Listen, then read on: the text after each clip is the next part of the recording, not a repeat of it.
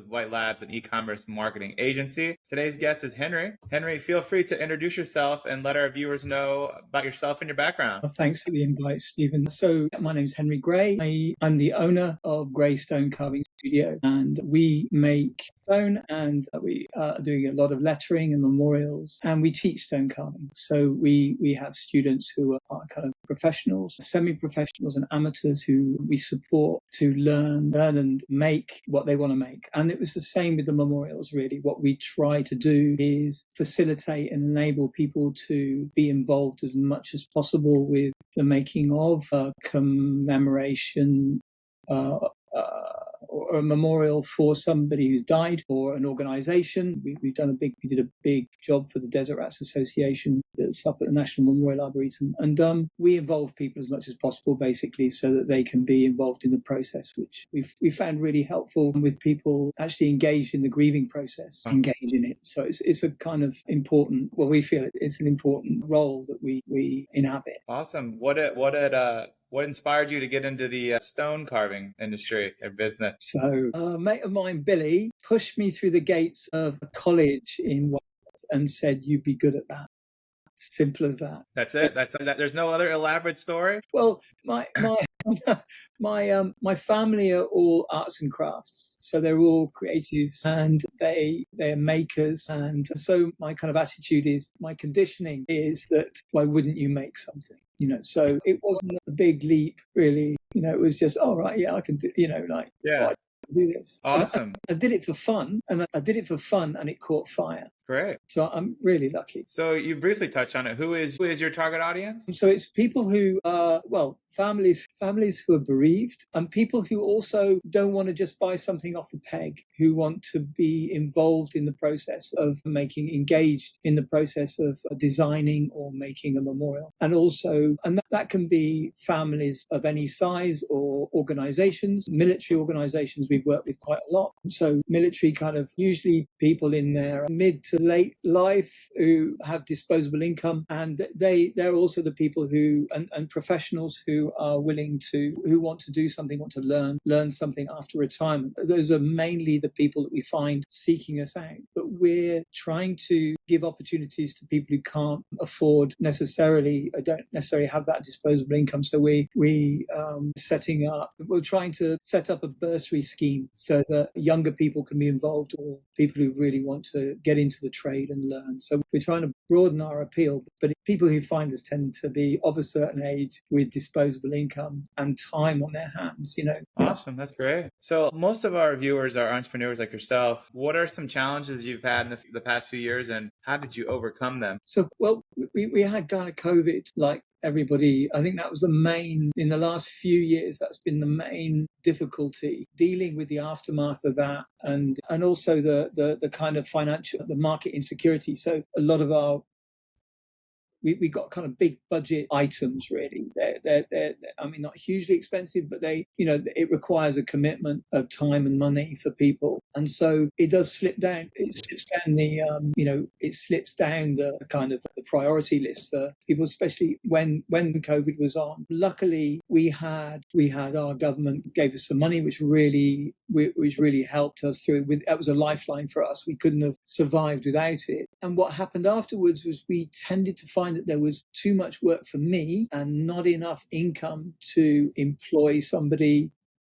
else who was an apprentice. But luckily we got around that by my wife saying I would like to be employed. So on a really practical level, we survived because we had a cash injection from our government, and we dealt with the workload cash flow by employing a member of the family. And it's as simple.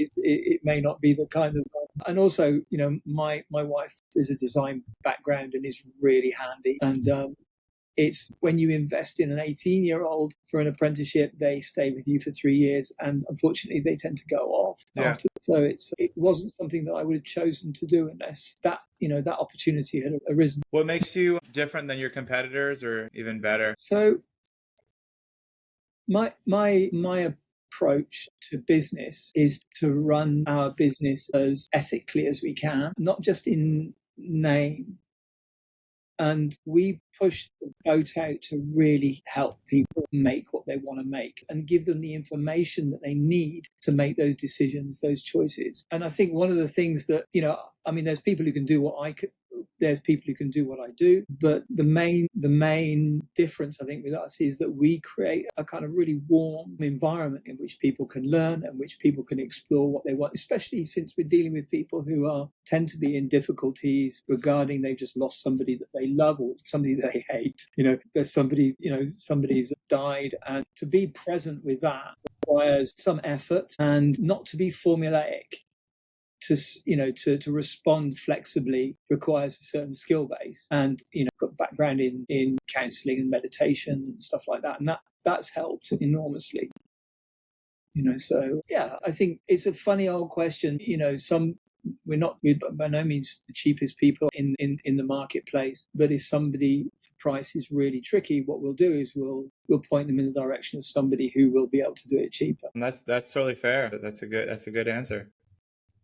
What is your future plan with the brand and yourself? So one of the things that we are doing is that with this YouTube channel, we're populating it at the moment with just kind of fun and advice and examples of work and how to do things. And our aim is to continue to support the brand as it is by creating content that can then be put behind a paywall. Or we could give out to established students so that they can feel like we already have a newsletter where we address our students and our little community directly. And our idea is to support that by, have an income stream come off the YouTube channel by having these courses, these kind of like fully full courses that people can sign up to online, supported by, video calls if they need to. We do that now.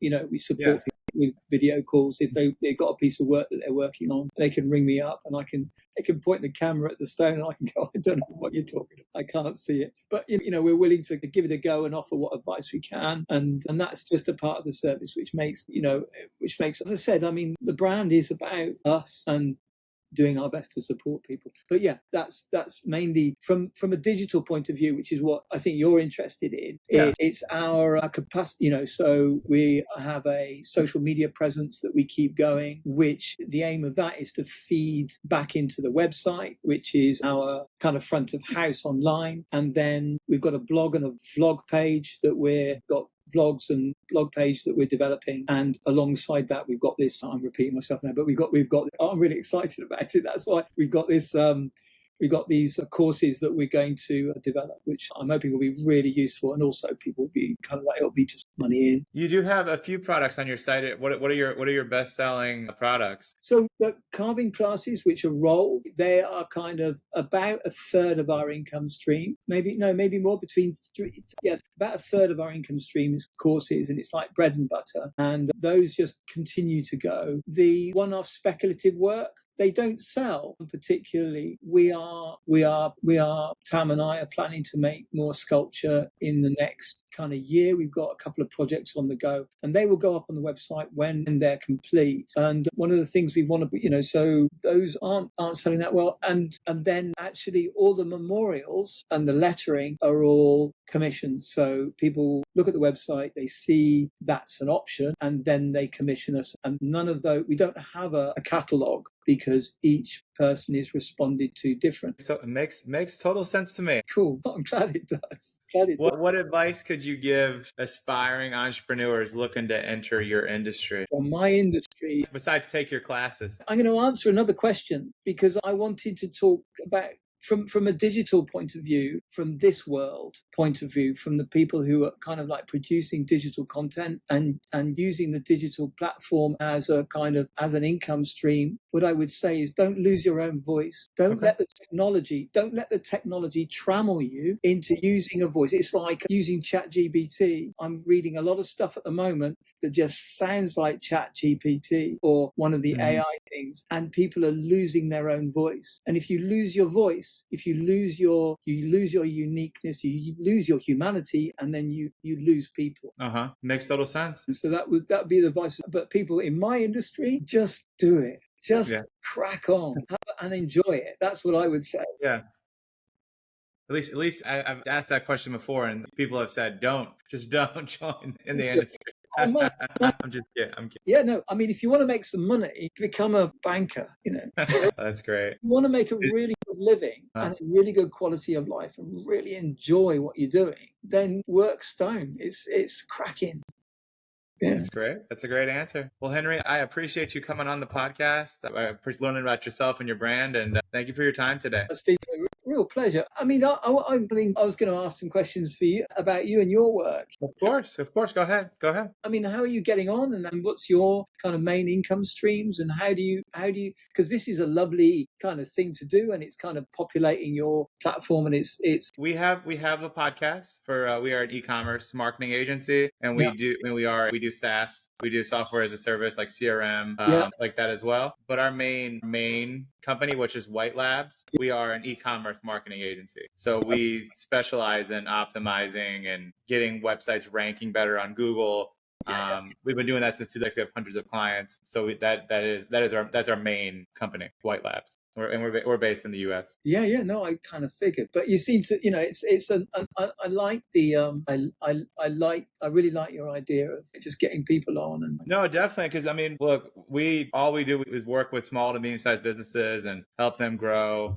yeah. We have a huge network, and I'm more than happy to have you on the podcast and learn more about what you do and your industry. And it's great. Henry, before you come on the podcast, we do offer a full audit and report of your site, all the errors and pretty much everything possible with the site, SEO, everything. Is that something you'd be interested in? Not at this time, thanks, Stephen. Okay. I'm just very, very slowly. As you might have noticed, most of what we've got has been organic. Uh-huh. Most of where we've come from has been purely just slowly, and we're kind of happy with the guys we've got at the moment. But Okay. You have a company you're using? yeah, they kind of support us with the website, and they do okay. They're all right. And we got a lady who does our social media. We have a meeting with her once a week, and it's pretty economic. Not, I mean, one day when we're rich and famous. I mean, our prices are very reasonable. Look, if you ever are looking for an audit of anything, it's free. Just reach out to me. I'm more than happy to, at least give you some advice. No, I really appreciate that, Stephen. That's really cool. Thank you. No, of course, of course. As soon as that podcast is ready, I will send that over to you, and feel free to reach out anytime. Not a problem at all. Yeah, well, good luck and all the best. You as well, Henry. It was great meeting you. Thank you so much. Likewise. Thank Thank you. you. Definitely.